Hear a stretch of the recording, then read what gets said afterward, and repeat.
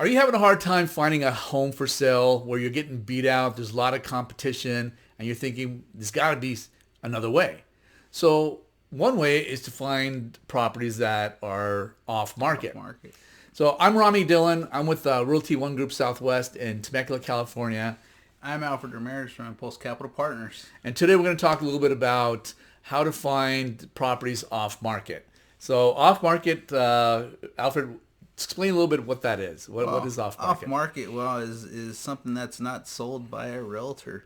So anything that's sold for sale by owners would be your FSBOs, would be your off market stuff.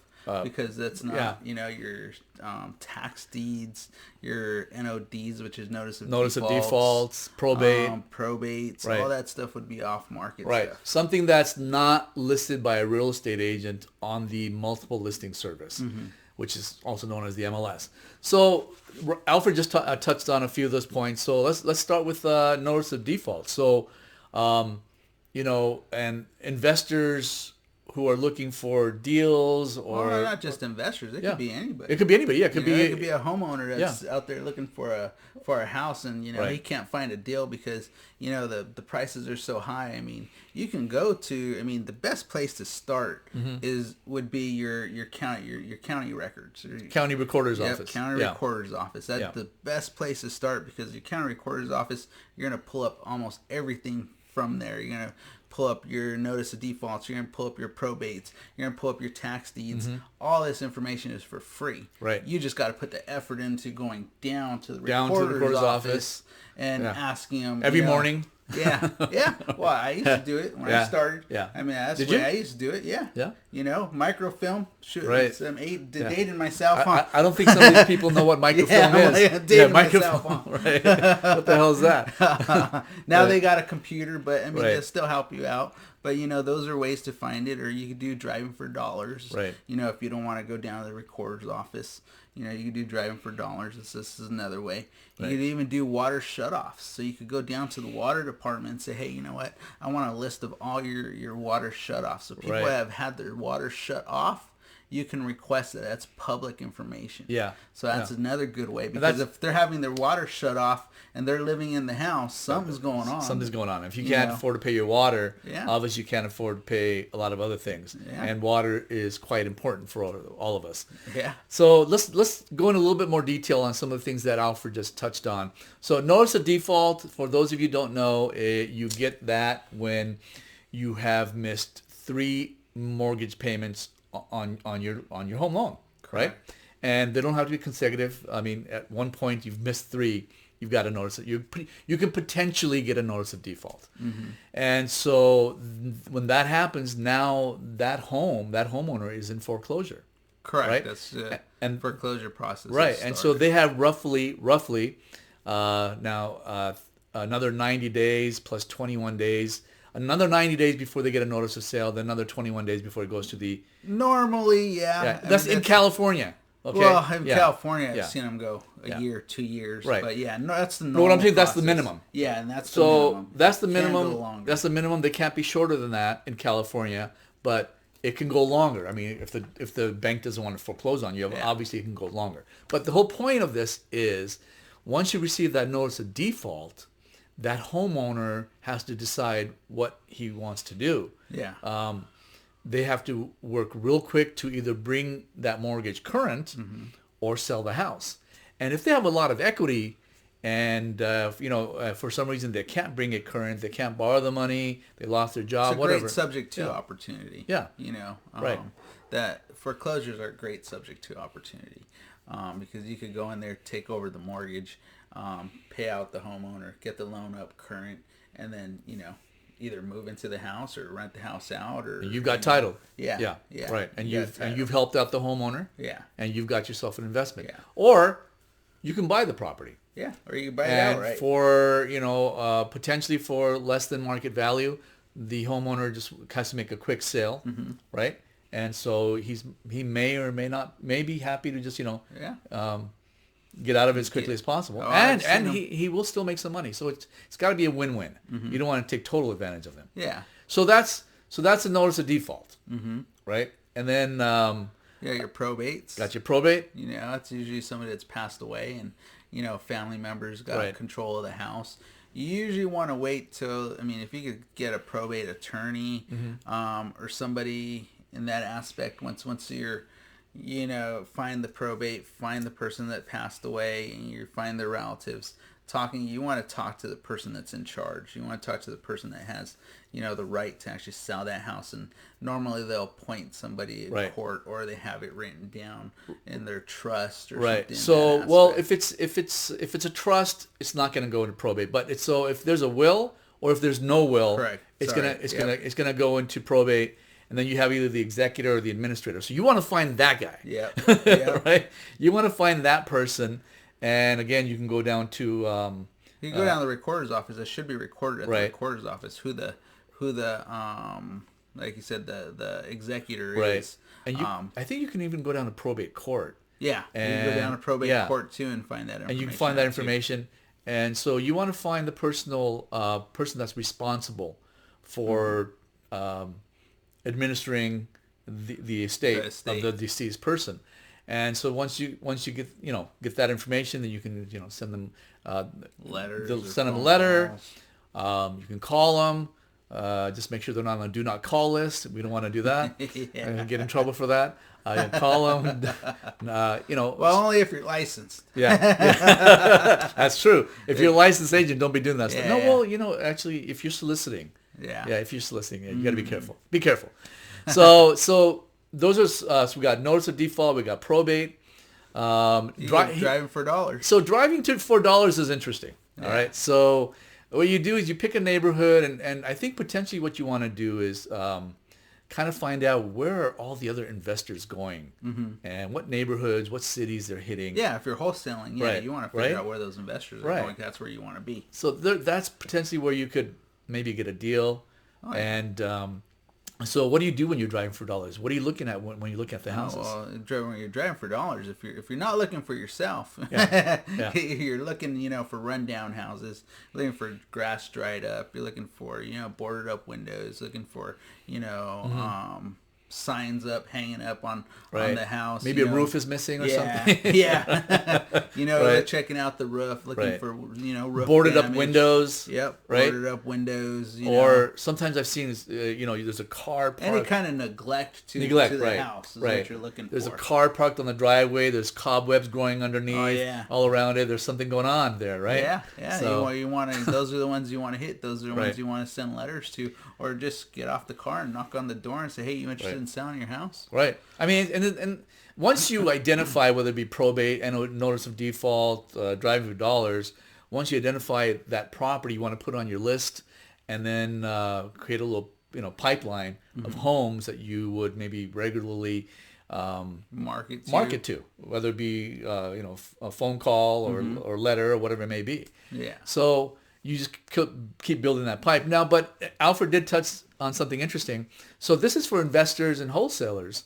But what if you're buying a house retail? You're buying a house, the regular consumer buying a house to live in. That's when you find a good realtor, man. That's right, like me. And no, so what you do is you find a realtor that will go a little bit, think a little bit out of the box and go the extra step. That's hard to do, Rami. Well, it is. Everything takes a little hard work. Anything worthwhile, it requires a little bit of hard work. So once you find a realtor that is willing to do that, what they can do is you tell the realtor what community you're interested in, what area you're interested in, and the realtor can do all that legwork, like some of the stuff we talked about. They can knock on the doors, they can send out letters, they can send out mailers, make phone calls, and say, hey. And I've done this. I had a client who was looking for a very specific type of home, and so in that community, I basically just sent out 10 letters. That was it. I knew exactly what kind of home they wanted. I had one or two people contact me and said, yes, we're interested. And I set up the appointment. I took my buyer out there and we showed him the house. Yeah. And got it sold. Yeah, absolutely. Very rare in a realtor, Rami. Well, they're out there, okay? We're out there. There's other realtors like me that will willing to work a little bit harder. So, all right. So what else can you, as far as investors are looking for, properties that are off market. Add in on Craigslist. looking for houses. I mean, you definitely do bandit signs. Bandit signs are usually a pain in the butt because you got to check with check on city ordinances. You can't if you put a whole bunch of bandit signs up, and right. Each bandit sign they're going to fine you $500. Well, that might cost you a lot of money. Yeah, you got to be careful with that. Yeah, but also there's a lot of networking. You could go to a RIA. Tell them Real what that Estate is. Investment Club. Right. Basically you're going to go to the RIA. You're going to kind of meet, realtors. Right. Loan officers. You're going to meet, a lot of other investors. Wholesalers, you name it. Yeah. Everybody involved in that real estate transaction is going to be there. So you got a lot of people to network with. I mean, especially you got wholesalers who are doing a lot of the legwork. Oh yeah. They'll find you the properties. Oh yeah. So and then you can learn from other investors. Thing is, if you're buying for yourself from a wholesaler, you're buying to live in. Right. That's going to be a difficult part because a lot of financing won't pay the wholesaler. So that's what you have to watch is if the wholesaler's charging some crazy outrageous fee of $30,000, $40,000, $50,000. Yeah, you want to stay away from that. Yeah. You're gonna have to. It should be reasonable. You're gonna have to come out with that money out of pocket. Right. It's like a commission. They're selling. They're selling the contract. Right. Selling the contract, but shouldn't be that high. But. Right. It should. It shouldn't. It has to be reasonable. So just watch out for that. And so networking, I mean, it could be it doesn't always have to be the real estate investment clubs. It could be. No, it could be any place you're going to. You're talking to the guy at the, market or something. Right. And as long as you're getting out there, putting, hey, I'm looking for a house. Right. Or your might Facebook be a realtor. Facebook group. Facebook groups. There's a lot of Facebook groups out there. If you put in there, looking for homes for sale by owners. Right. In Riverside County or wherever you're looking. Well, we're in Riverside County here, so that's why. But I mean, it could be anywhere. There's a lot of Facebook groups. I'm not a big social media guy, so I mean, but I think about that. Let everybody know that this is what you do. Yeah. And have them start. Yeah. This is what you're looking for. Right. This way they can help you. You never know. You might have a friend that's selling their house and needs to, move out of state or whatever for whatever reason, or just downsize, and maybe you're looking to upsize or something, and you guys just swap homes. Absolutely. So Alfred, what are some of the advantages of someone wanting to find properties off market? I mean, what's the advantage here? The advantages of going through the headache of looking for properties off market. Yeah, the extra work you have to do. Yeah, exactly. Why would you do it? If you're not doing it for a company, if you're doing it for yourself, I mean, there's a lot of advantages you can take it. You take it advantage over, or take. You're getting the property for probably lower than what you are price at retail. Right. If you go to a realtor's going to price the house as high as he can. Well, market value. No, it's not just commission. They owe a duty to that seller to sell it for as high as possible. Yeah. So you're looking at getting a house at a lower value. Mm-hmm. You're looking at, less competition. So you're not going up against everybody in the market. Right. Right. Right. So especially like in a big seller's market, like during the pandemic, you're competing against 10, 15, 20, 30, 40, 50 offers, right? Yeah. So this way, it's just you and the seller and that's it. And, so you could potentially get a better price because there's no competition. There's no bidding war. And so it's, in that respect, it's more advantageous, right? Oh, yeah. But there are some downsides to it. Or there's downsides if you're not experienced enough. If you're the buyer, contract wise, the buyer or the seller. Or the seller, right? Either one. You could have an inexperienced seller, but not knowing what they're doing. Yeah, you could have an inexperienced buyer that don't know what he's doing. If that buyer's writing up a contract or doesn't know how to write up the contract, you're gonna have issues there. Without a real estate agent, a lot of these sellers don't even realize what disclosures they have to provide. Yeah. And a real estate agent is gonna help them through all those disclosures. Yeah.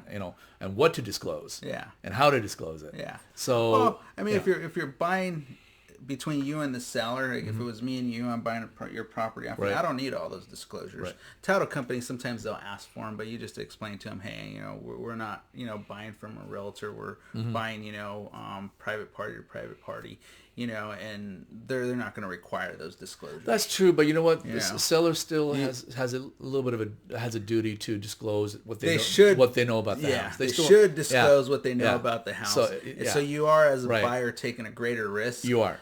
So that's another disadvantage because hey, if the seller doesn't tell you, hey, I have a leaky roof. Exactly. So that's a couple of the disadvantages, but you could also, what if it's these properties are hard to find. There's a lot of work. Oh, there's a lot of so work that's I'm sure you all have a 9-to-5 job. You don't want to quit your job Yeah. to go out and do this because a real estate agent or investor or a wholesaler, they're doing this 24 hours a day. So that's one of the downsides to it. So But if you get a good realtor that'll do the work for you, right. like Rami here, That's right. Then, Yeah. then I mean that's something you can look for in a realtor. And like I said, with being serious, that is hard to find in a realtor. Yeah. You're not just gonna go find that in any realtor you pull out of the phone book. Right. So there you have it. Some of the ways of finding off-market properties, the advantages, some of the disadvantages. Basically, it's a lot of hard work. Oh yeah. But it can be done. And so I hope you folks have enjoyed our video today. And if you have, please give us a thumbs up, subscribe to our channel, leave some comments, tell us how we're doing. Yeah. Tell us how we're doing. What you want to hear about. Exactly. We could definitely get into more about the subject twos. We get into a lot of different stuff. Absolutely. Owner financing. I mean, let us know what you want to hear. Yeah, absolutely. Well, you guys, thank you for joining us again today, and we will see you on the next video.